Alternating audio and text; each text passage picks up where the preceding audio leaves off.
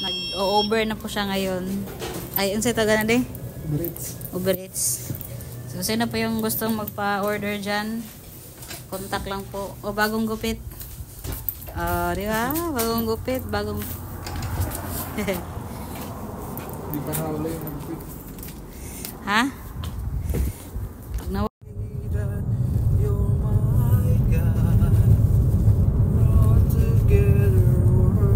Ako po yung tagahawak niya. Magde-deliver kami ng pizza ngayon. At ano-ano na lang po yung namin dito, sideline para mabuhay. Diskarte lang. Diskarte, trabaho sa umaga, diskarte sa gabi. Pwede man din mag-Uber Eats. Yeah. Pizza.